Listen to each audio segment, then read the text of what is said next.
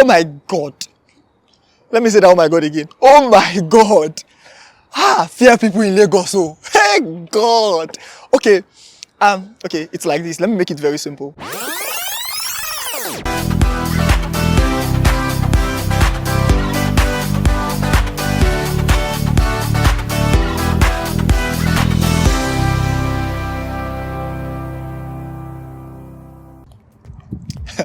Okay, that's a question I've had to answer a lot of times. The actual nickname I came up with, it had nothing to do with poetry. I just came up with the nickname, it was a trendy stuff and I decided to try it out. It was Tiwistar, that's 1, 2, 3, then star. Apparently I have a name that starts with a T, an A, an R, and I have 3 names that starts with S. So that's 3S, then TAR.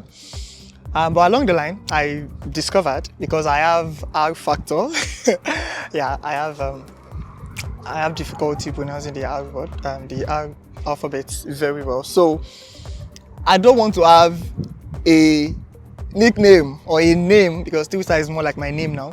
I don't want to have a name that I cannot pronounce boldly and with confidence. So a friend of mine suggested to me that why don't I just rename myself and make it Tilistar, that's T-I-L-I. So that sounded dumb, but I like the idea of, making it comfortable for myself. So I decided to go with Tiwistar. Yeah, so that's the background for how I came about the name. Okay, I started poetry as a page poet. In fact, I was writing page poetry for close to 2 years. I never knew there was anything called spoken word poetry. But I've come to believe that it helped me a lot. Doing a lot of page poetry before coming into spoken word poetry helped me as a writer, basically. So when I started doing spoken word poetry, I was able to retain the ability to, make use of good metaphors, good imageries, depth, and stuff like that. So, but I came about spoken word poetry through a friend. Her name is LKG, yeah, and she introduced me to a group back then in Ibadan, UI, and I attended for the first time. I saw people performing poetry. I was like, damn, what are these people doing? I was like, okay, I told myself, I can't do this. I can't do this. But then I got home, I could not take my mind off it. And I felt like, why don't I just try my hands on writing something similar to what I heard those guys performing? And that was it. I wrote my first piece. I showed someone who was a good poet, and the person was like, am I sure this is my first spoken word poem? I was like, yes, it is. I was like, oh, it's good. And the person feels like I actually would do in spoken word poetry, and here we are.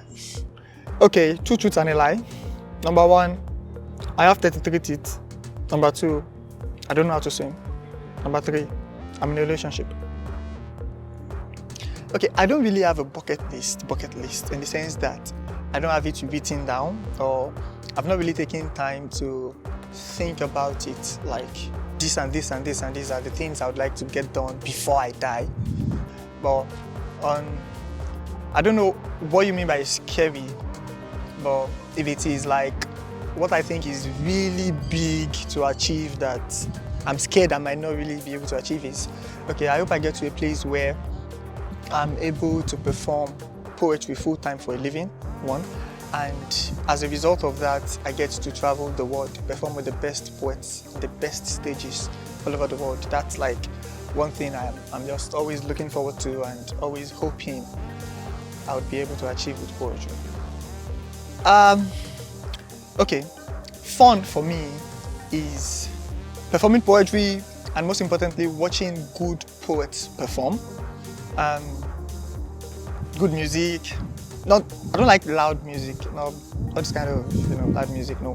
There's good music, cool music, poetry, conversations, people sharing ideas, especially around poetry, and conversations that is being birthed out of poetry. Yeah, I think that would be perfect for me. Like I said, I'm a very reserved person, so yeah, that would do it for me.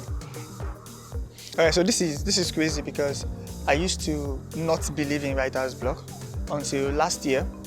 For about 6 or 7 months, I could not write nothing. I write anything, I'll tear the book. I write anything, I just tear it off, and But at the end, I think what was very important for me was I was trying over and over again.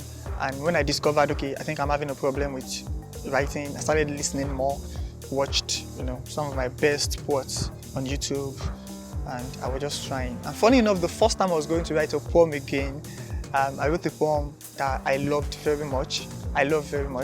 And I finished it in one sitting. It was amazing. So I felt like, yes, I'm out of this, finally. Yeah, I just started sharing it with friends and all. So it was a bad experience. I don't think I ever want to experience that again. Oh my God. Let me say that, oh my God, again. Oh my God. Fair people in Lagos. Oh, hey God. Okay, it's like this. Let me make it very simple. Imagine I'm at point B, I'm going to point C, and I stopped the bus and I told the boss where I'm going, and the driver told me to come in because he knew I had no idea where I was going. So he took me to where he was going, which was point C, and then he told me to cross to the other side and enter a bus going to point A. So he took my money from me. I entered another bus, then paid double the price to my original location. I mean, no now, people should fear God. That's not fair. That is not. That's very bad.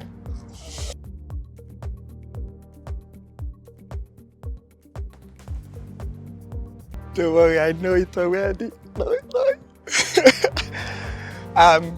His most popular poem is SOS, and his name is Forward. If I could, I would tie you to a doorpost so you don't leave me. I'm sorry, but I'm learning that there's a thin line between bondage. I mean, that's not even in any of his popular poems. That was just something he did on Instagram. Shit. I follow. See, anybody I'm following. You don't get.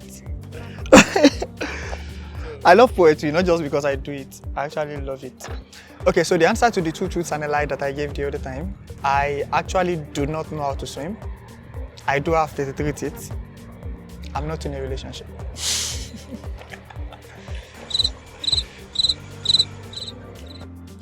Hello, my name is Salam Sheun Olatunji, popularly known as Tiwistar. I'm on Poets in Your Neighborhood with Devoy Films on YouTube. Subscribe, like this video, and click the notification button.